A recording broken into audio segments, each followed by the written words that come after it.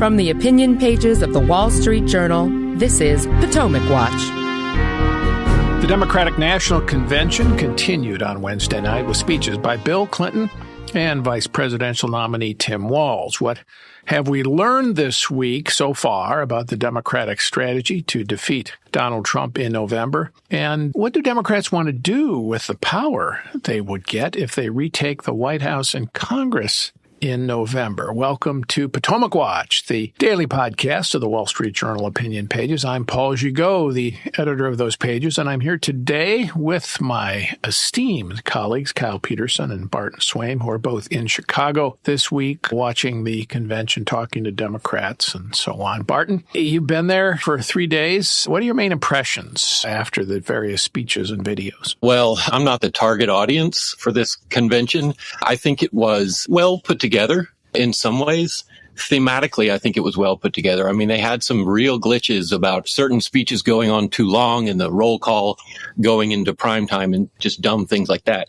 But thematically, it was sort of in some ways a masterpiece of not saying anything about what a Harris administration would do on really important matters, not saying anything about the fact that Harris is currently the vice president and part of the administration. That's deliberately done, of course. They want to separate Harris from Biden as much as possible. But it was remarkable how many of the speakers spoke of Harris as though she were an outsider challenger. Several said, when she gets into the Oval Office, and I thought, well, she can go into the Oval Office now. Anytime, yeah, basically. It was really remarkable. And they really did a pretty clever, remarkable job of mentioning Trump a lot and Biden hardly at all. In that respect, I think it was well thought out and well done. Yeah, one of the things that are remarkable to me is just how content-free this convention was largely. There was not a lot of specificity about policy at all. There are a lot of general terms. They're going to do things for the middle class. Everybody should get health care and housing. We're going to do a lot for housing. And no details about how they'll really do that. And instead, it's talk about the future, optimism, a way forward, things like the contagious power of hope. That's an actual quote. Kyle, I wonder if you think that this is a deliberate strategy to duck policies that under Biden haven't been popular and to kind of position Harris as the agent of change in this election and contrast with Trump and make him seem like the voice of the past. Yeah, I think it's definitely a deliberate strategy, and a couple things that help feed the ability to do that. One is that Kamala Harris, remember, leapfrogged the Democratic primaries. She was made the nominee without having to jockey over policy ideas with any competing Democrats who also wanted the White House. And those primaries are really where voters and the press nail down these candidates on what they actually want to do in office. And they're competing for votes based on one candidate says, I'm going to do X, and the next candidate says, I'm going to do X plus one. And that's why we ended up with the things that we all know are in Kamala Harris's record that she hopes voters forget, like her call in 2020 during that campaign, that Democratic primary, for Medicare for all. And the fact that she has skip that primary process, I thought might allow her to pitch more toward the center on policy. And she has decided that it might be better yet just to not pitch at all. And the second thing is, I think there's been a dynamic that we saw when it was Trump versus Biden. The famous Nikki Haley quote now in the Republican primaries was, whichever party ditches its grumpy 80-year-old first is going to be the party who wins the White House.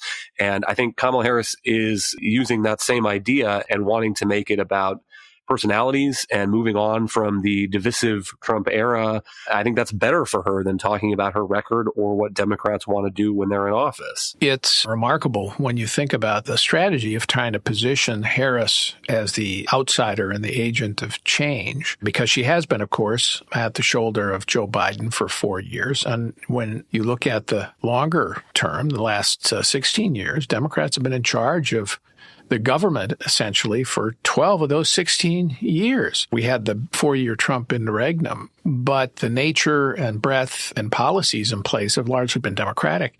And yet they're making it seem as if Trump is somehow the incumbent here. And Harris is the challenger. And it'll be remarkable if they can pull this off. And I think it would be a sign of incompetence on the part of the Trump campaign if they do let that happen. And maybe Trump has given them an opening to do that by focusing so much on attacking the Biden administration. Some of that he has to do, but much less focusing on what he would do in a second term, and instead talking about his first term and its record, as opposed to saying, here's what I'm going to do in a second term. Well, I think that's right. Maybe things are changing. I think I saw yesterday that he was giving a speech on national security. But, it doesn't help that he actually was president 4 years ago, and the presidency came to a pretty inglorious end. Any other candidate on the Republican side would be much harder to run against in this way. But Republicans wanted to have an incumbent, in effect, an incumbent. And so, there's nothing they can do about that now. But I have to think up to now and throughout the primaries, Donald Trump's campaign advisors and people running his campaign did a really good job. It was not chaotic in the way that 2016 or even 2020 to a lesser extent were. And I have to think that they are going to start having him give forward-looking talks, and whether they can control his rants during the rallies, I doubt it. And as our colleague Dan Henninger pointed out, the rallies have met their goal, and it's not a lot to be gained by those kinds of events. Yeah, diminishing returns, and now they're not really reaching swing voters. All right, we're going to take a break here, and when we come back, we'll have more about the Democratic convention, talk about Vice Presidential candidate Tim Walz when we come back.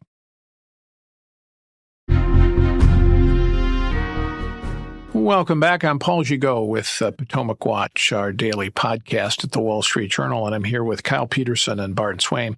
Kyle, just to finish up this point we were talking about in the first segment about the Democrats and the content of this convention, perhaps the most revealing remarks were made not by anybody on stage at the convention, but by Chuck Schumer, the Democratic Senate leader, and not in his speech on stage, but in remarks offstage to reporters when he said that if Democrats do take control of the White House, Senate, and House again, as they did in 2020, they're going to this time have the votes to change the Senate filibuster rule. That's the rule that requires 60 votes to pass legislation, all legislation except for budgetary legislation under fairly limited rules.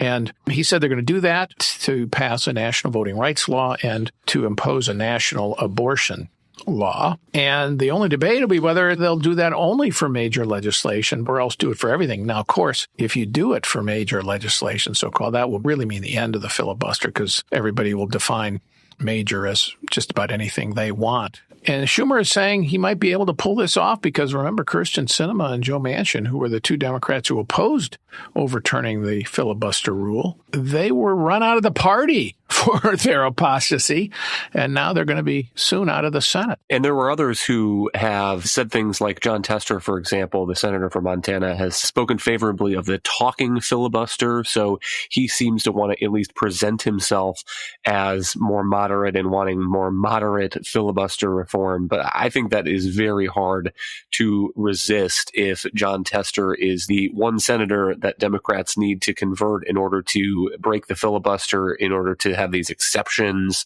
for abortion or for Voting Rights Act. I think that it is hard to overstate how big of a change this would be in politics, because it would make politics winner take all. Right now, the filibuster forces at least a modicum of negotiation and compromise in order to get big legislation through the Congress and onto the president's desk. And if you have a situation where any party that has 50% plus one of the votes in the country can run the table, I think that raises the stakes for politics enormously. And as you say, I think it's hard to think that one exception would not become 2 and 3 and 4. Is Supreme Court reform, restructuring the Supreme Court, does that require an exception according to Democrats? And then if Republicans got back in power with control of the House, Senate, and the White House, they would have their own big priorities.